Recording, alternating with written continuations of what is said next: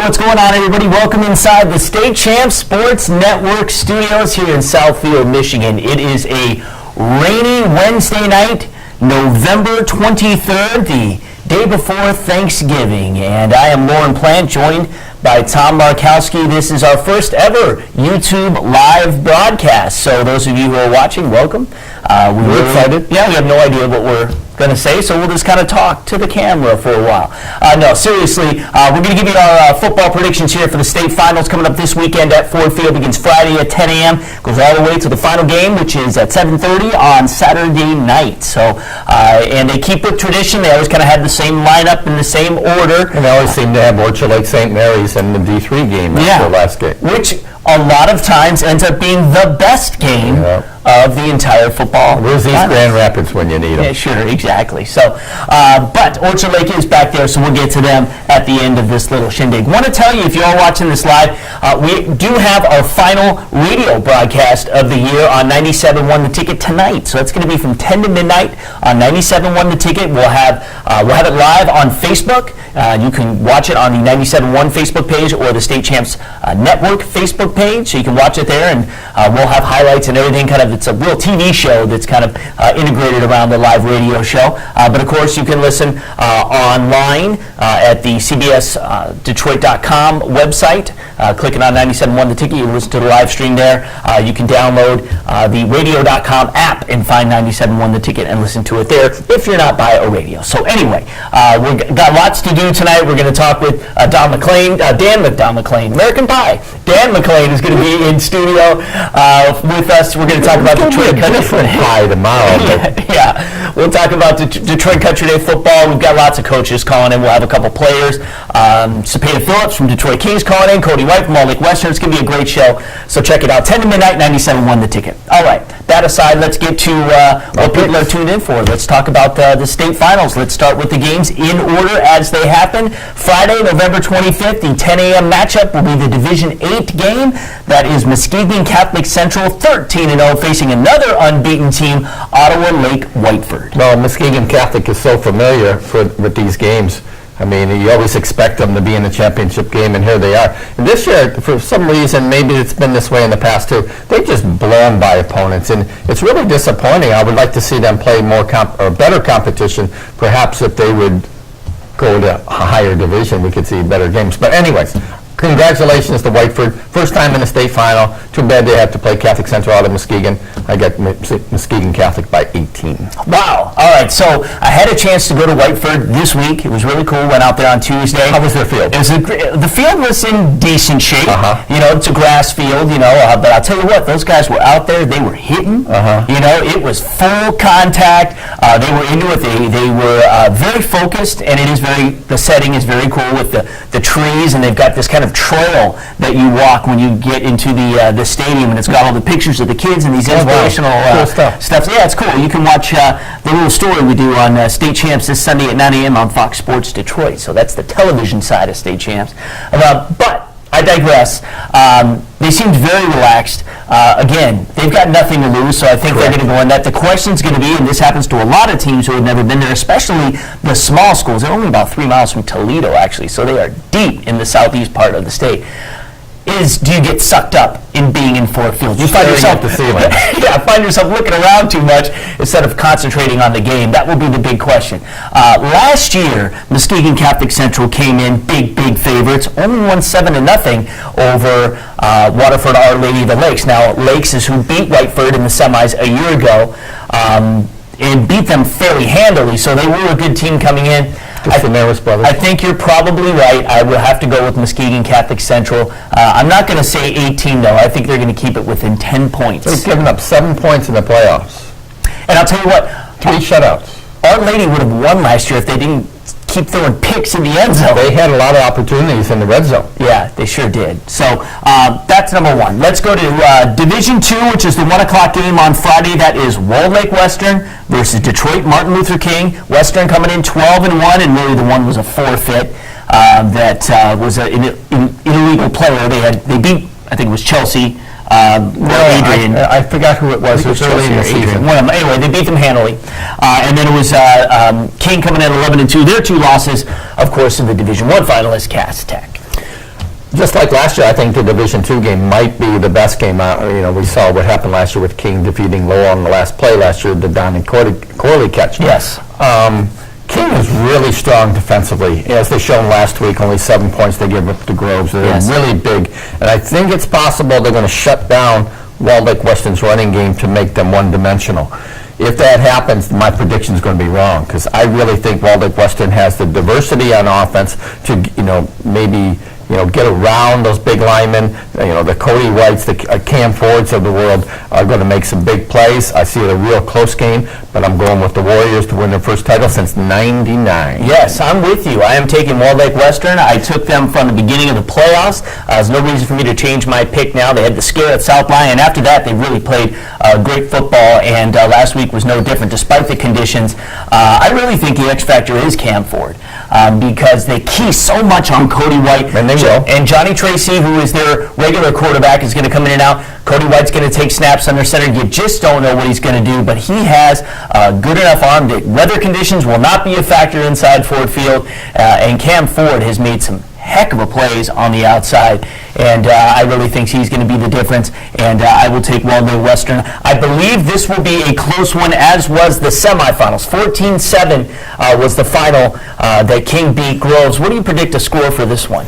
Well, I think they're going to score some points in this game. I think a 27-25 type game. Okay, all right, 27-25. I'm going to say that, that sounds about right. I'll say that they'll win 27-20.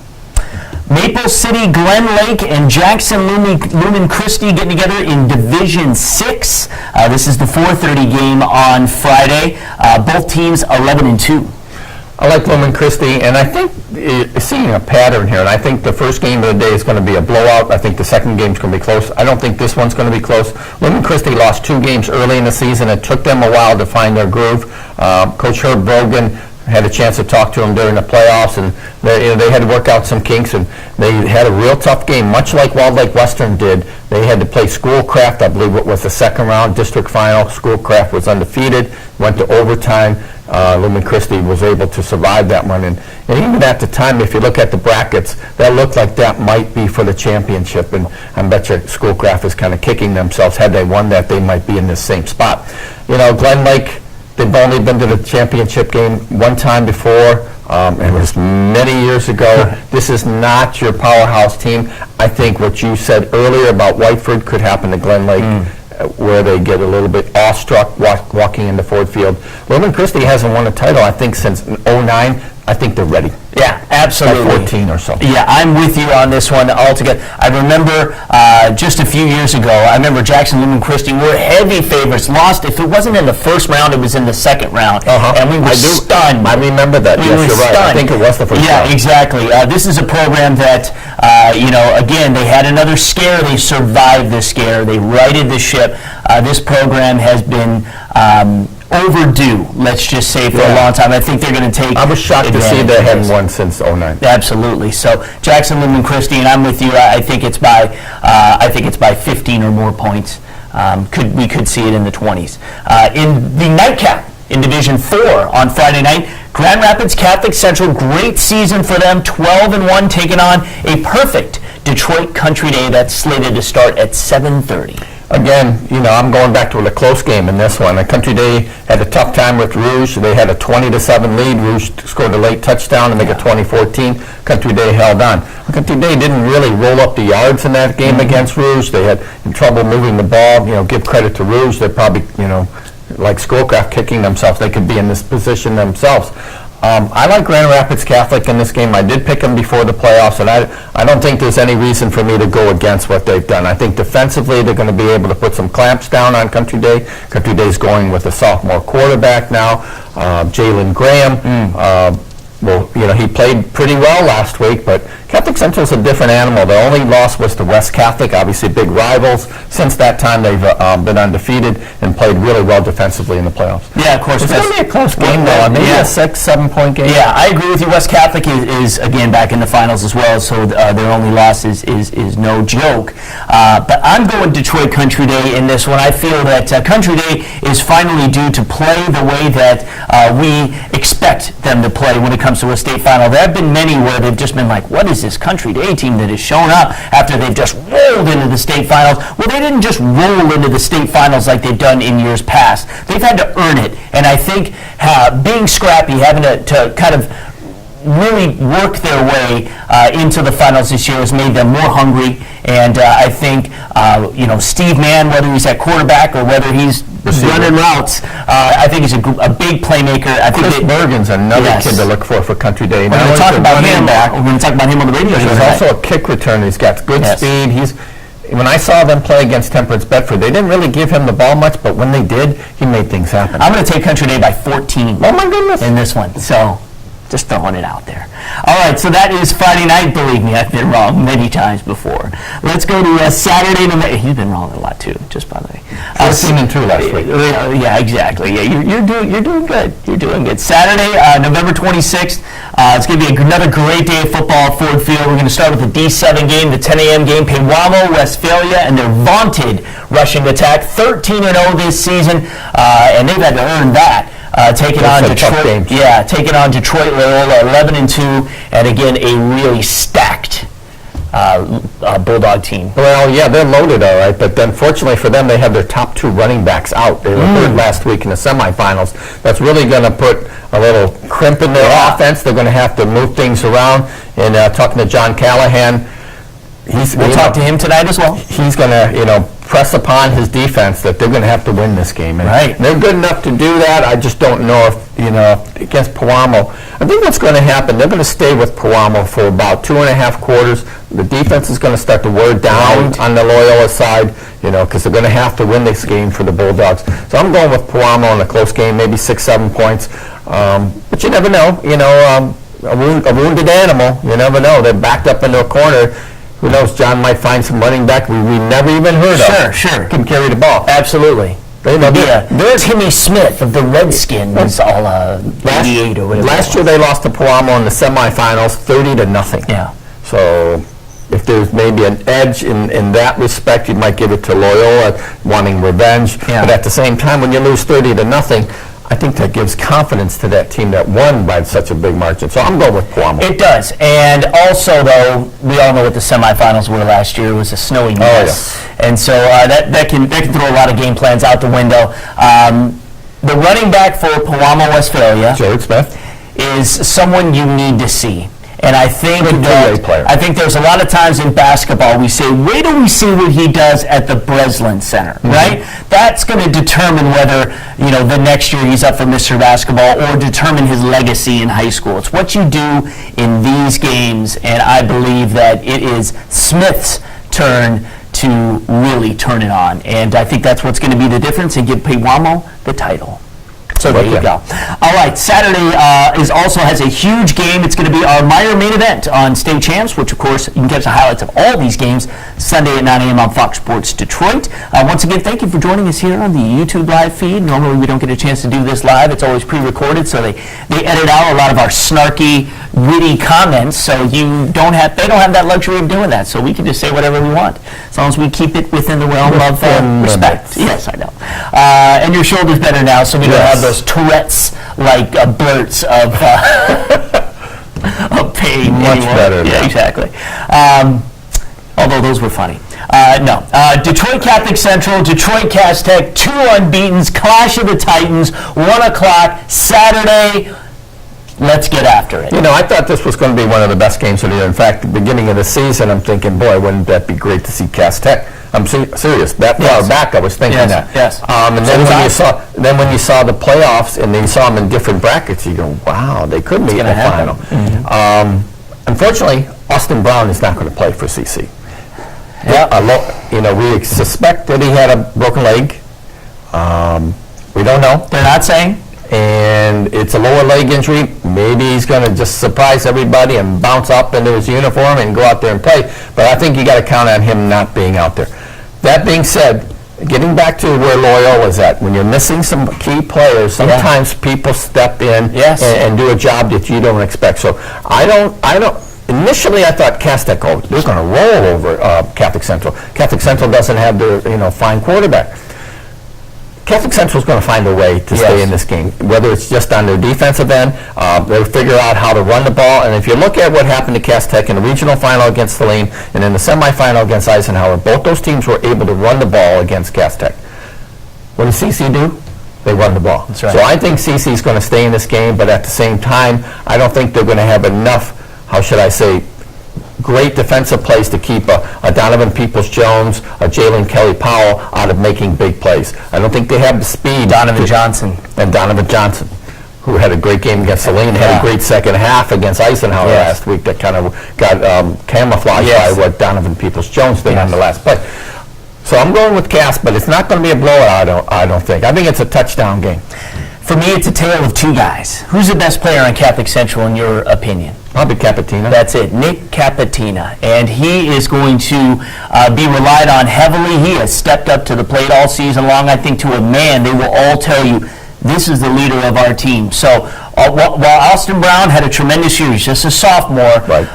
And he was doing what was needed. He was making the plays. They were throwing the ball when they needed to. He was a great field general, as it were. But their playmaker is Nick Capatina, and he is healthy and ready to go. So that is a big plus on the Catholic Central side. Like you said, Cass Tech has been impervious, or has given up the run a lot here in the playoffs. They've not been impervious as they have been. Secondary is really good, but it might not come into play here. Now, for Cass Tech, Rodney Hall has been the one guy that I've looked at all season long that as games went along, he found a way to put together that game-winning drive, very much like Armani Posey did for Detroit King last year.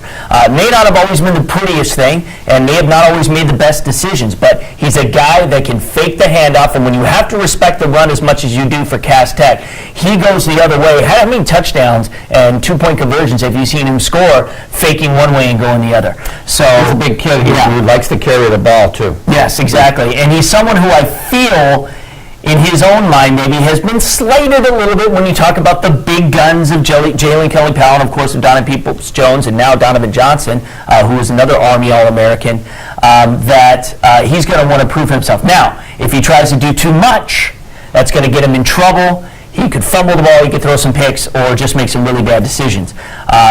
So I'm going to go with Cass Tech because that's who I said was going to win from the beginning. I think it's going to be a really tight ball game.